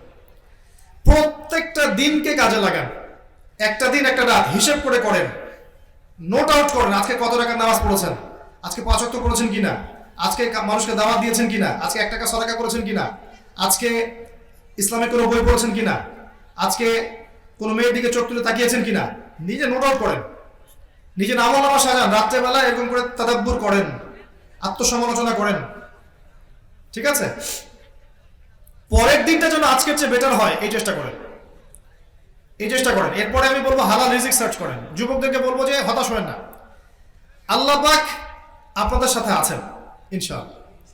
আল্লাহ পাক যুবকদেরকে ভালোবাসেন এবং যুবকদের জন্য আল্লাহ পাক আরশের ছায়া দিবেন ইনশাআল্লাহ। কোন যুবক? যারা যৌবন কালটাকে আল্লাহর ইবাদতে কাটিয়েছে। যা করেছেন ভাই করেছেন, জেনা করেছেন তওবা করেন, আল্লাহ মাফ করে দিবেন ইনশাআল্লাহ। মদ খেয়েছেন ছেড়ে দেন, এখন ছেড়ে দেন, আল্লাহ মাফ করে দিবেন ইনশাআল্লাহ। কাউকে কষ্ট দিয়েছেন, গুন্ডা মাস্তানি করেছেন, টিকটক জেনারেশনে ছিলেন, ক্যাসিনোতে গিয়েছেন, জুয়া খেলেছেন, গার্লফ্রেন্ডকে সময় দিয়েছেন, কি করেছেন, এখনই তওবা করে ফিরে আসেন, খালেস তওবা করেন, আল্লাহ পাক আপনার সমস্ত গুনাহকে নেকি দিয়ে পরিবর্তন করে দিবেন ইনশাআল্লাহ। টেনশন করবেন না, আল্লাহকে আপন করে নেন, আল্লাহ আপনাকে বন্ধু দিবেন, উলামায়ে কেরামের সোহবত দিবেন, ঈমান দিবেন, তাওহীদ দিবেন, সুন্নাত দিবেন, রিজিক দিবেন, পরিবার দিবেন, স্ত্রী দিবেন, সন্তান দিবেন, সব দিবেন, আল্লাহ পাক দিবেন। একদম টেনশন ফ্রি থাকেন এবং দিনের পথে ফিরে আসেন। আপনার লাইফটা লিমিটেড, একটা দিন একটা রাতকে নষ্ট করেন না। যেটা চলে যাচ্ছে এটা ফিরে আসবে না। ডিসিশন একটা নিতে হবে, শয়তানের ইবাদত করবেন না আল্লাহর ইবাদত করবেন। আপনাকে আল্লাহ শক্তি দিয়েছেন, এখন সামর্থ্য দিয়েছেন, ভালো মন্দ বোঝার ক্ষমতা দিয়েছেন। আপনাকে আল্লাহর জন্য আপনার রক্ত, আপনার জান, আপনার মাল, আপনার সময় শ্রমকে ঢেলে দিতে হবে। পারবেন না? ইনশাআল্লাহ আযজা ওয়া জাল্লা আপনাকে তৌফিক দান করুন। আমি এই যুবকদেরকে বলবো রিজিকের সার্চ করেন আগে, বিয়ে শাদীর চিন্তা পরে করেন, আগে একটা রিজিক সার্চ করেন, ছোট্ট হালাল একটা ব্যবসা করেন, ছোট্ট একটা চাকরি খোঁজেন। যদি প্রতিভা থাকে আমি বলবো গভর্নমেন্ট বড় বড় পোস্টের জন্য অ্যাপ্লাই করেন, বিসিএস দেন, বড় বড় পোস্টে অ্যাপ্লাই করেন। কারণ যত বেশি ভালো ভালো মানুষ উপরের লেভেলে যাবে তত শান্তি শৃঙ্খলা বজায় থাকবে ইনশাআল্লাহ। আর আপনারা যদি মনে করেন যে ওখানে যাওয়ার দরকার নাই, ওখানে গেলে খারাপ হয়ে যাব, তাহলে তো আরো খারাপ মানুষ ওখানে আসবে না? পড়াশোনা করেন, গভর্নমেন্ট জবের জন্য অ্যাপ্লাই করেন, বিসিএস কোচিং করেন, ক্রিয়েটিভ কিছু করেন, নতুন কোনো প্রজেক্ট করেন। অনেক ভাই আছে না কৃষিভিত্তিক প্রজেক্ট করে নাই, করে ভালো করছে না। অনেক ভাই বিদেশ থেকে পড়ে এসে গাড়ি প্রজেক্ট করে রাইজ করছে না। নতুন কিছু করেন, ক্রিয়েটিভ কিছু, মানে আপনি দেশকে জাতিকে, সমাজকে এবং উম্মাকে ভালো কিছু দেওয়ার চেষ্টা করেন আপনার প্রতিভা দিয়ে। একটা হালাল রিজিকের সোর্সের ব্যবস্থা করেন, এরপরে আপনি বিয়ে করতে যান। বিয়ের ক্ষেত্রে খাদিজা রাদিয়াল্লাহু আনহার মতো কোনো মেয়েকে আল্লাহর কাছে চেয়ে নেবেন, আল্লাহর কাছে চাইবেন, আল্লাহ পাক দিবেন ইনশাআল্লাহ। আল্লাহর হাত কি সংকীর্ণ না প্রশস্ত? আল্লাহ পাকের হাত প্রশস্ত। এখন যদি কোনো মেয়ের সাথে সম্পর্ক থেকে থাকে, বিয়ের আগে হারাম, মোবাইল নাম্বার ডিলিট করে ফেলে দেবেন। আবার ডিলিট করার আগে বলেন না ফোন করে যে আমি আর তোমার সাথে কথা বলবো না, এটাই শেষ কথা। ওইটা বলতে গেলে আর কথা ছাড়তে পারবেন না, ওটা বলতে গেলে আবার আটকে যাবেন, ডিসকানেক্টেড হয়ে যান। ছেড়ে দেন, আল্লাহ পাক নেককার স্ত্রী আপনাকে দিবে ইনশাআল্লাহ। এমন মেয়ে আল্লাহ পাক দিবে ইনশাআল্লাহ, যে মেয়ে দেখবেন আপনাকে আল্লাহর পথে চলতে এমন ভাবে সাপোর্ট করবে যাতে আপনি বিশ্ব জয় করতে পারবেন ইনশাআল্লাহ। আর আপনি যেগুলোর পিছনে ছুটছেন এগুলো কোশ্চিন কেলে আপনাকে প্রশান্তি দিবেন। আপনাকে তার চাহিদা পূরণ করতেই সারা জীবন ব্যস্ত থাকতে হবে। ভুল করতে চায় না, এটা বিগ ডিসিশন। জীবনে এই ডিসিশনে যে ভুল করেছে তার সারা জীবন জাহান্নাম। মনে রাখবেন, এখানে যে সুখী তার জীবনটাই জান্নাত। এখানে পারিবারিক জীবনে যে সুখী নেককার স্ত্রী আছে তার পুরো জীবনটাই জান্নাত। ভুল করতে যাবেন, আল্লাহর কাছে চাইবেন, দোয়া করবেন, বলেন রব্বানা হাব লানা মিন আজওয়াজিনা ওয়া যুররিয়াতিনা কুররাতা আ'য়ুন ওয়াজআলনা লিল মুত্তাকিনা ইমামা। এরপর সন্তান-সন্ততি হবে, সন্তান-সন্ততিদেরকে এমন ভাবে মানুষ করবেন যেভাবে আপনি হতে পারেন নাই। ফ্রম দ্য ভেরি বিগিনিং ওদেরকে ইসলাম দিয়ে দিবেন, ইসলাম, ঈমান, তাওহীদ, সুন্নাহ এগুলো শেখাবেন। অন্যরা কি বলে বলুক, আপনি আপনার বাচ্চাকে আল্লাহর পথের জন্য তৈরি করবেন। পারবেন না? শুধু কি ছেলে হলেই করবেন, মেয়ে হলে করবেন না? মেয়েদেরকে বেশি গুরুত্ব দিবেন। মেয়েদের কি করবেন? বেশি গুরুত্ব দিবেন। মেয়ে হলে খুশি হবেন, মেয়ে হলে বেজার হয় না আমাদের দেশের মানুষ অনেকে, মেয়ে হলে আরো বেশি খুশি হবেন। কারণ একটা নেককার নারী একটা মুজাহিদ প্রজন্ম জন্ম দিতে পারবেন ইনশাআল্লাহ। ওই যে হাজরা আলাইহিস সালাম, তার গর্ভ থেকে জন্ম নেন ইসমাঈল আলাইহিস সালাম। এই ইসমাঈল আলাইহিস সালামকে বলা হচ্ছে যে তোমাকে জবাই করব, তোমার মত কি? সে কি বলছে? ইয়া বাতি ফাআল মা তুমার, হে আমার বাবা, যা আপনাকে আদেশ করেছে আল্লাহ আপনি সেটা করেন। সাতাজিদুনি ইনশাআল্লাহু মিনাস সাবিরিন, আমাকে সবরকারী পাবেন ইনশাআল্লাহ। এই যে ছেলে ইসমাঈল, তাকে তার বাবা মানুষ করেননি, তার মা মানুষ করেছে। তাকে কে মানুষ করেছে? মেয়েদের যত্ন নেন, বোনদের যত্ন নেন, স্ত্রীকে সময় দেন এবং মেয়েদের মধ্যে দাওয়াতি কাজ বাড়ান। মেয়েরা যে কত বিভ্রান্ত হয়ে গেছে এখন আপনি কল্পনা করতে পারবেন না। সামান্য কয়টা টাকার জন্য মানুষ বুঝিয়ে দিয়েছে যে এটা হচ্ছে ক্যারিয়ার এবং তুমি সম অধিকার প্রাপ্ত, সমাজে তোমার অনেক ডিগনিটি। অল্প কিছু টাকার কারণে নেচে গিয়ে আইসক্রিম বিক্রি করছে, সামান্য কয়েকটা টাকার কারণে। ডিগনিটি বাড়ে না এগুলোতে ডিগনিটি বাড়ে, সম্মান কি এগুলোতে পাওয়া যায়? মানুষ যারা গোল হয়ে দাঁড়িয়ে আছে এরা কি তাকে সম্মানের চোখে দেখছে না ভোগের দৃষ্টিতে দেখছে? বলেন তো। এই দৃষ্টি যদি বুঝতে পারতো যে প্রত্যেকটা দৃষ্টি হচ্ছে রেপ করার দৃষ্টি, ওরা তাকে চোখ দিয়ে ধর্ষণ করছে না, সে যদি সত্যি বুঝতো তাহলে কোশ্চিন কেন এই কাজ করতে যেত না। মেয়েদের যত্ন নেন, তাদেরকে বিভ্রান্ত করা হচ্ছে, তাদেরকে ব্রেন ওয়াশ করা হচ্ছে, তাদেরকে বেপর্দা করে বাইরে বের করে দেওয়া হচ্ছে এবং এর ফলশ্রুতিতে দেখবেন যুবকরা, লক্ষ লক্ষ যুবক ঈমান হারাচ্ছে। খেয়াল রাখেন। এরপর কি করবেন? ইসলামের দাওয়াত দেন। আপনাকে আল্লাহ যে প্রতিভা দিয়েছেন এটুকু দিয়ে আপনি দিনের দাওয়াত দিতে থাকেন। ভিতরে কিছু বললেন না, যতটুকু আপনার জ্ঞান আছে অতটুকু বললেন, কারো মাঝে ইখতিলাফ সৃষ্টি করলেন না, বিভক্তি সৃষ্টি করলেন না, উম্মাহকে ইউনাইটেড করার চেষ্টা করলেন এবং কোরআন সুন্নাহকে হাতে নিয়ে আপনি এই ওয়ার্ল্ডকে চ্যালেঞ্জ করতে পারেন এমন কিছু পড়লেন, মানুষকে শেখালেন, দাওয়াতি কাজ করেন। দিনের জন্য অন্যভাবে করা যায়। টাকা থাকলে একটা মসজিদ করেন, একটা মাদ্রাসা করেন, একটা স্কুল করেন, একটা কলেজ করেন, এতিম প্রজেক্ট করেন, বিধবাদেরকে নিয়ে কাজ করেন, কিছু করেন। আপনাকে আল্লাহ পাক যতটুকু প্রতিভা দিয়েছেন, জান, মাল, মেধা, শ্রম দিয়েছেন, এগুলো দিয়ে আপনি আল্লাহর পথে স্ট্রাইভ করেন। পারবেন না ইনশাআল্লাহ? ছোট ছোট কাজগুলো ইনশাআল্লাহ ভবিষ্যতে দেখবেন বড় আকার রূপ নেবে। আর সবশেষে একটা কথা বলে শেষ করছি যে দুনিয়ার জীবনটা আমাদের জন্য প্রতারণা। লাস্ট কথা, দুনিয়ার জীবনটা, টোটাল জীবনটা একটা ধোঁকা মরিচিকা। দুনিয়ার ফিতনায় পড়ে এর মধ্যে ডুবে যাবেন না। পরকালকে প্রাধান্য দিন। আল্লাহর সামনে দাঁড়িয়ে হিসাব নিকাশ দিতে হবে, এই চেতনা সবসময় মাথায় জাগ্রত রাখুন। আল্লাহ রাব্বুল আলামিন দেখবেন ইনশাআল্লাহ এই দুনিয়াতে সফল করবেন, পরকাল আল্লাহ পাক জান্নাতুল ফিরদাউস লাভে ধন্য করবেন ইনশাআল্লাহ আযজা ওয়া জাল। আমরা দোয়া করছি আল্লাহ পাক আমাদের প্রত্যেককে দ্বীনের গভীর জ্ঞান ও বুঝ দান করুন, আমিন। আল্লাহ পাক আমাদের সবাইকে খিদর আলাইহিস সালামের মতো দূরদর্শিতা লাভ করার তৌফিক এনায়েত করুন, আমিন। আল্লাহ রাব্বুল আলামিন আমাদের যুব সমাজকে হেদায়েত দান করুন, আমিন। আল্লাহ পাক আমাদের মা বোনদেরকে খাস পর্দায় থাকার তৌফিক দান করুন। আমাদের মধ্যে যারা অসুস্থ আছেন আল্লাহ পাক সবাইকে শিফায়ে কামেলা দান করুন। যারা মারা গেছেন আল্লাহ পাক সবাইকে জান্নাত দান করুন, কবর আযাব মাফ করে দেন, আমিন। কথা দিয়েছিলাম 5টা প্রশ্ন করব।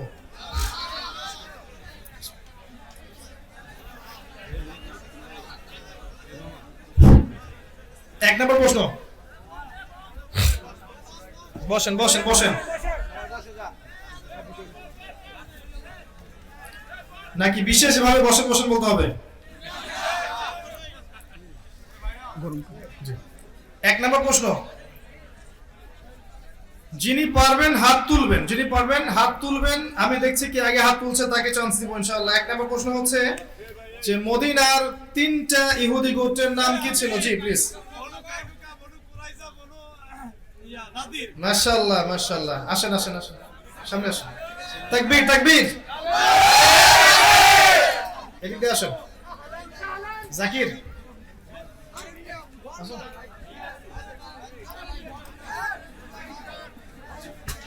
একশো। দ্বিতীয় প্রশ্ন,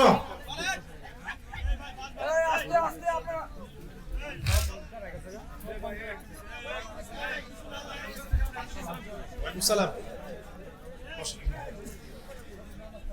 নবী মুসা এবং খিদর আলাইহিস সালামের গল্পে যে 3টা ঘটনা ঘটেছে, ঘটনা 3টা। জি জি জি বলেন, আপনি আপনি।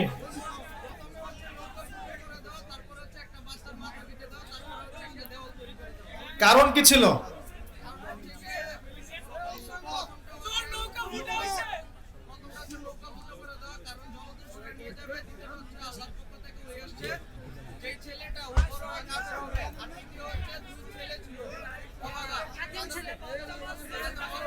শুকরান। কি নাম আপনার? মাশাআল্লাহ মাশাআল্লাহ, তাকবীর।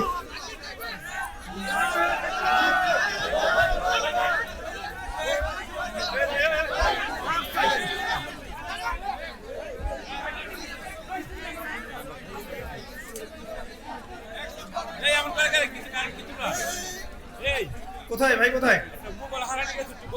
উপরে আসেন। প্রশ্ন 3 নম্বর প্রশ্ন, এমনি করলে তো করতে পারবো না ভাই। ইহুদিরা যে 3টা প্রশ্ন শিখিয়ে দিয়েছিল সেই 3টা প্রশ্ন। জি আপনি আপনি, হ্যাঁ বলেন, জোরে জোরে বলেন। ওয়ালাইকুম আসসালাম। দাঁড়ান। জি আরেকবার আরেকবার আরেকবার। আমি হুজুরের কাছ থেকে গেলাম। মাশাআল্লাহ মাশাআল্লাহ, আসেন আসেন, শুকরিয়া। এই তো কে বলে যুব সমাজ পড়াশোনা করে না? একটা লেকচার মনোযোগ দিয়ে শুনেছে, মাশাআল্লাহ। আস্তে ভাই, আস্তে আস্তে আস্তে আস্তে, ভারী হয়ে যাচ্ছে। প্রশ্ন 4 নম্বর, 4 নম্বর প্রশ্ন।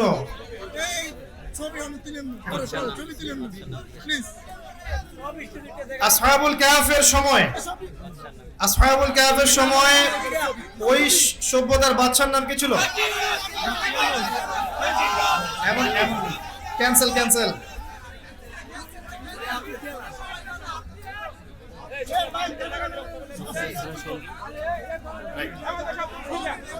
এটা নেওয়া যাচ্ছে না। নেক্সট প্রশ্ন। 3 জন পাইছে না? কয়জন পাইছে? তিন জন পাইছে না? হ্যাঁ আরেকজন আছে তো, 3 জন আছে না? আরেকটা ভাই কোথায়? আচ্ছা আপনারা বসেন না ভাই প্লিজ, আগে বসেন না ভাই প্লিজ, বসেন বসেন বসেন বসেন বসেন। আচ্ছা এখানে আরেক ভাই ছিল না? তিনজন। 4 নম্বর প্রশ্ন, লিসেন কেয়ারফুলি, আগে প্রশ্ন শুনেন, যদি পড়েন হাত উঁচু করবেন, আগে বলবেন না মুখ দিয়ে। মুসা আলাইহিস সালামের সাথীর নাম কি ছিল? জি জি আসেন, কি নাম? ইউশা বিন নুন, হ্যাঁ আসেন, ঠিক আছে, শুকরিয়া শুকরিয়া। 4 নম্বর। 5 নম্বর প্রশ্ন, এটা যে ভালো করে আনসার করতে পারবে তারটা নিব। আসহাবুল কাহফের ঘটনা কিভাবে দাজ্জালের ফিতনা থেকে বাঁচাবে? জি বলেন, আগে আপনি বলেন। হ্যাঁ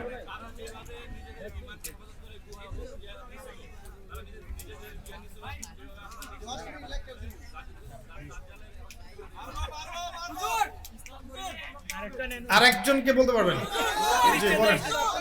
আচ্ছা বলেন বলেন, আস্তে আস্তে বলেন বলেন বলেন।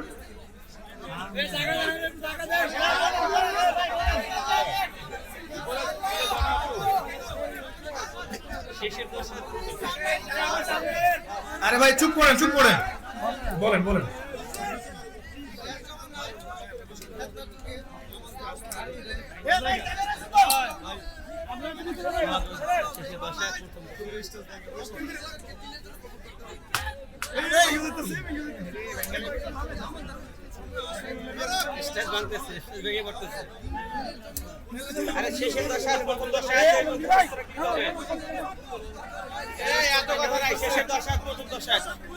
আসেন উপরে আসেন,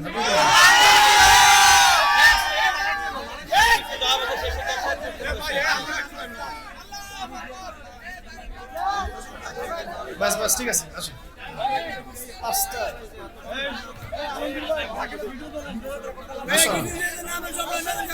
ঠিক আছে, প্রথম কি ছিল? আচ্ছা আসেন, এই যে আপনার 100 টাকা, কথা দিয়ে কথা রাখলাম, ঠিক আছে শুকরিয়া। এটা পুরস্কার পুরস্কার। দ্বিতীয় দ্বিতীয়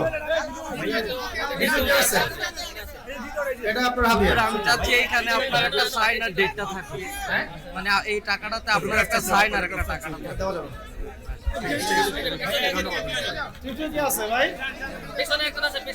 আচ্ছা এটা আপনার হাদিয়া, শুকরিয়া শুকরিয়া শুকরিয়া। 4 নাম্বার কে হচ্ছে? আচ্ছা শুকরিয়া জাযাকাল্লাহ। এটা টাকা কিছুই না, জাস্ট একটা হাদিয়া। আসসালামু আলাইকুম।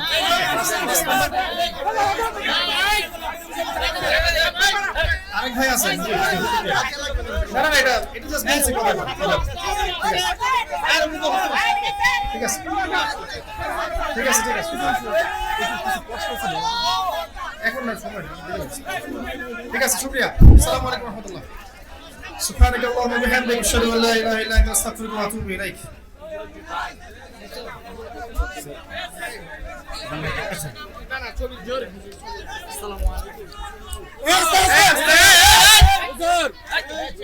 আস্তে আস্তে আস্তে ভাই ভাই ভাই প্লিজ প্লিজ ভাই